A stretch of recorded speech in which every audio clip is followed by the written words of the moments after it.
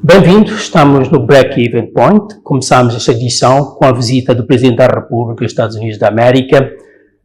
Para além da intervenção nas Nações Unidas, o Presidente da República, Daniel Chapo, teve uma agenda largamente econômica. E para analisar esta matéria, tenho cá comigo e de forma remota o Dr. Luís Canhema, que é professor de gestão. Doutor, é bem-vindo a este espaço. Gostava de saber de si qual é, neste momento, o contexto histórico que nos pode apresentar, neste momento, que guia as relações entre os Estados Unidos da América e Moçambique. Muito obrigado, boa noite a todos. Cumprimento assim em especial ao Nildo e aos internautas e também aos telespectadores. As relações com os Estados Unidos já datam logo após a independência, logo após os anos 70, os Estados Unidos foram parceiros estratégicos, pese embora a opção política que o país adotou na altura.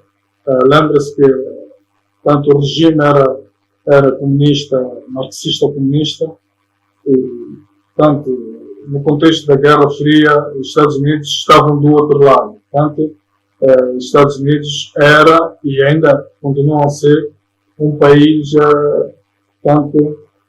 liberal, né?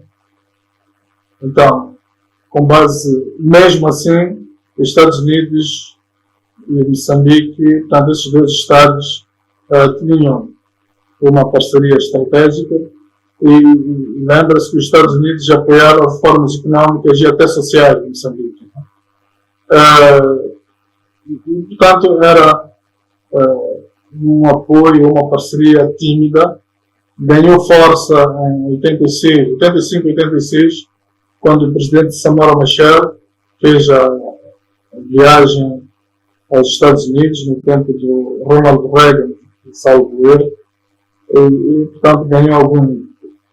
Entretanto, assinala-se que em 2007 Moçambique beneficiou-se do AGOA. AGOA é African Growth and Opportunity Act.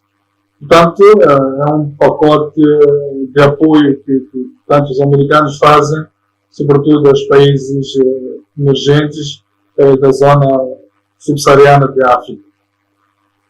Registra-se também um pacote que até hoje é celebrado, de cerca de 500 milhões de dólares. Portanto, estamos a falar do Millennium Challenge Corporate, o MCC. E hoje, portanto, a parceria continua. Portanto, estamos a falar desde os anos 70, o início da nossa República, até hoje a parceria é boa e vai melhorando tanto a cada década, quase que a cada década. Neste momento, assinala-se que os Estados Unidos continuam a ser um dos maiores doadores e parceiros comerciais nas áreas de energia, agricultura e saúde.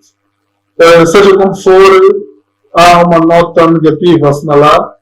Portanto, ainda este ano o presidente Trump cortou alguma parceria, sobretudo aquela que era ligada à USAID, mas cortou para todo mundo. Seja como for, alguma parte do apoio ainda continua, do apoio sobretudo na área da saúde, continua ainda a ser prestado a Moçambique. Então, do ponto de vista histórico, assim, resumidamente, é isto que nós podemos dizer, em termos da relação Moçambique e Estados Unidos. O que é que mais se destacou em termos económicos?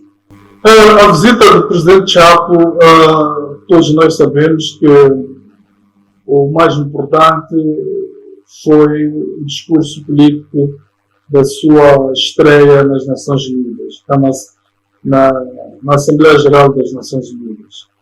Entretanto, em termos económicos, como faz a questão, é preciso, antes de mais, dizer que o Presidente da República tem como uma das suas bandeiras a diplomacia económica. né? Então, com base nisto, mesmo nestas visitas que ele faz, tal como fez agora para os Estados Unidos, visitas oficiais com um intuito político, com cariz basicamente político, ele faz um esforço e participa em alguns encontros com instituições económicas, né? E neste caso, ele participou em alguns encontros que foram amplamente divulgados, organizados, creio que pela USAID, Africa Business Council, também pela Câmara de Comércio dos Estados Unidos. Ele teve encontros com a Exim Bank, teve alguns encontros com a BFC USA, que é uma agência financeira americana, e o essencial nesses encontros era o pedido de apoio aos projetos de energia, infraestrutura, mas também agronegócio, ou agroindústria, para Moçambique. A margem também da Assembleia Geral das Nações Unidas, o chefe de Estado teve numa mesa redonda organizada pela Business Council, né? Como eu tinha dito lá em cima, e o lema desta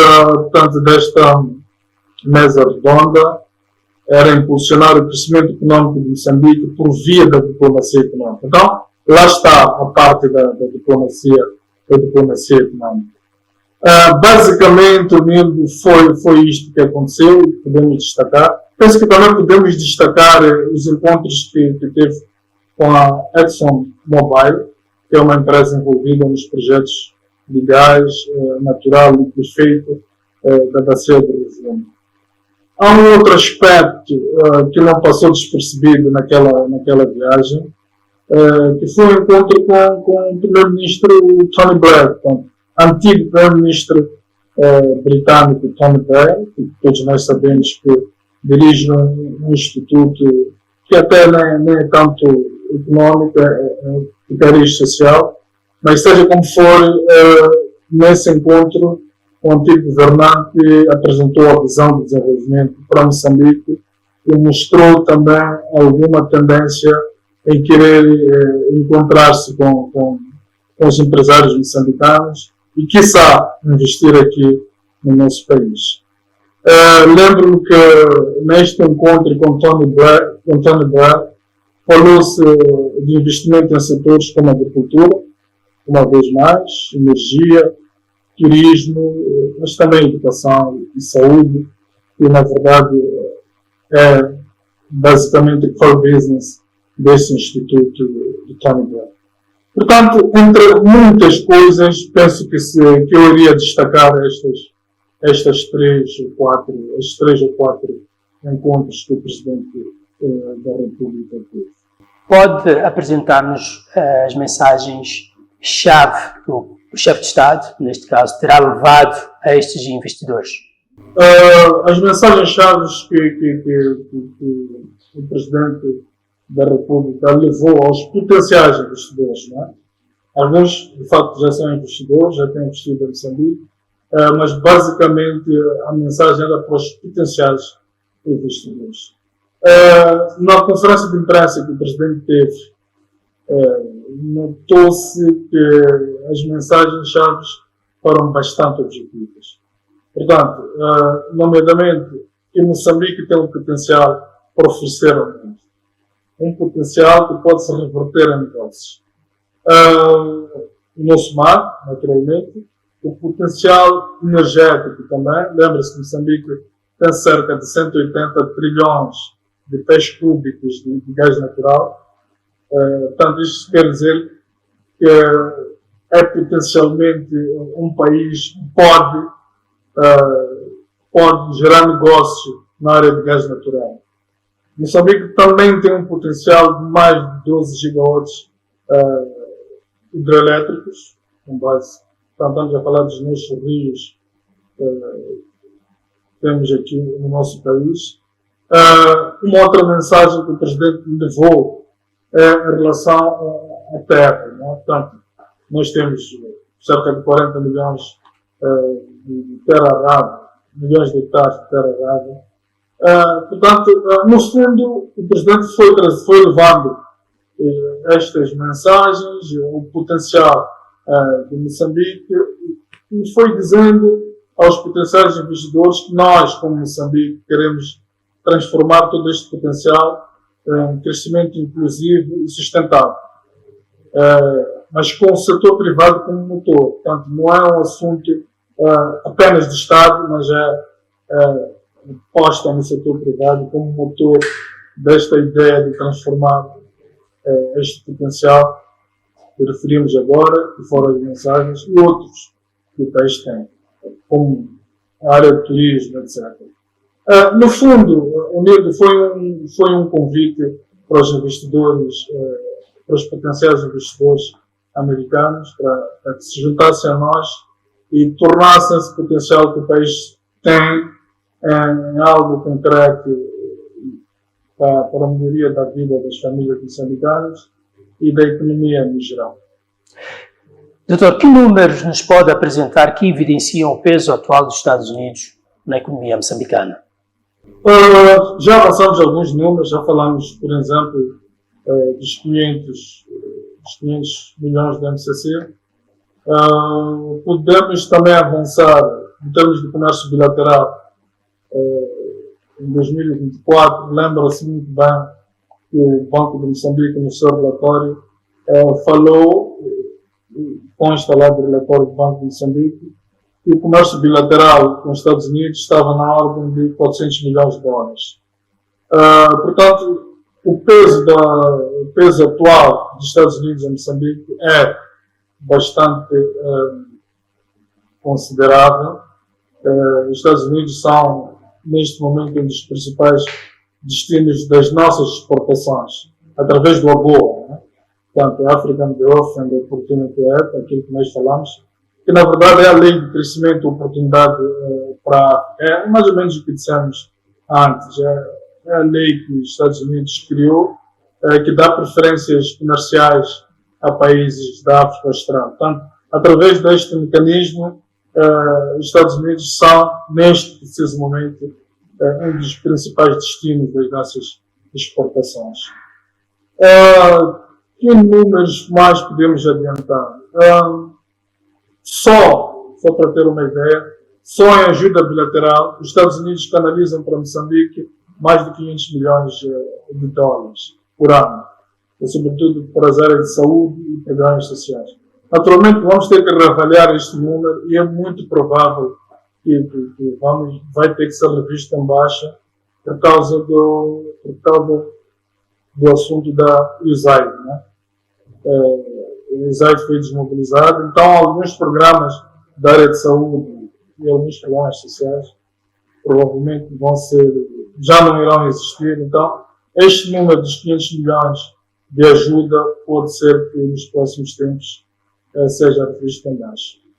Mas, em termos de números, é mais ou menos isto que nós podemos dizer neste momento. Que desafios acha que prevalecem para Moçambique continuar a atrair investidores dos Estados Unidos da América? Bem, são vários desafios que ainda prevalecem, né? A melhoria do ambiente de negócios é fundamental. Os investidores querem segurança, sobretudo. E nós sabemos que, em termos de segurança, principalmente na relação, por causa da questão da credibilidade, ainda prevalece alguma dúvida sobre a questão de segurança em Moçambique. Este há de ser, provavelmente, dos principais desafios que o país tem. Portanto, é preciso acabar com a situação de credibilidade. De resto, há outros desafios, a questão da burocracia e maior previsibilidade das políticas económicas nossas, né? Um dia, num outro programa, penso que podemos desenvolver esta questão das políticas económicas. É preciso que se melhore algumas políticas económicas para melhorar também esta questão do ambiente de negócio aqui em Moçambique. Outro desafio é a questão da dívida pública, né? Também pesa na percepção do risco do nosso país. Portanto, são vários, podíamos estar aqui o programa todo a falar dos desafios, mas seja como for, este Portanto, esse esforço que o Presidente tem estado a fazer para levar uma boa imagem. Doutor, estamos a aproximar-nos do fecho do nosso programa, mas eu queria que respondesse de forma muito breve sobre a importância estratégica desta visita dos chefes de Estado aos Estados Unidos da América para a economia moçambicana. Gostaria que, em resumo, me desse uma resposta muito curta. Bem, é muito importante, né? É muito importante que esse tipo de visitas aconteçam e ele pesa para aquilo que é a pretensão de tornar Moçambique um destino económico e assim melhoramos a nossa balança de pagamento entre eles. Portanto, Moçambique procura recuperar a credibilidade, né? Depois da crise da dívida oculta e dos choques externos, né? Lembra-se que nós temos tido vários choques externos. Eu podia destacar um ou dois. A questão do Covid-19, por exemplo, impactou negativamente na nossa economia. A questão do clima e esta variação que nós temos tido, às vezes com o IDAI, entre outros. Portanto, é preciso voltar a recuperar esta credibilidade depois de tudo isto. Portanto, esta visita envia claramente um sinal de reposicionamento, mas sobretudo de abertura ao investimento norte-americano. Diversificando os parceiros e reduzindo a dependência de mercados tradicionais como o sul-africano e quiçá a China. Doutor, quero agradecer a sua presença aí deste lado, renovo o convite para o próximo programa. Então, chegamos ao final do Break-Even Point. Até daqui a uma semana.